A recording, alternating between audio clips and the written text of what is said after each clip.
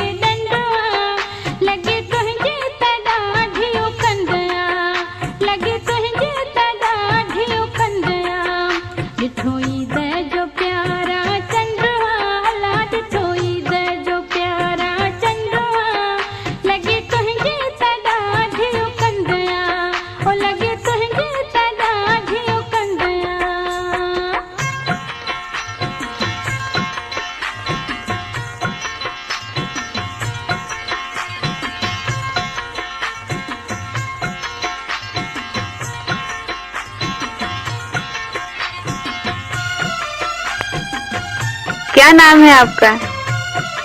नाम तो आपने सुना ही होगा, अनिवासी को निगारो भूसर।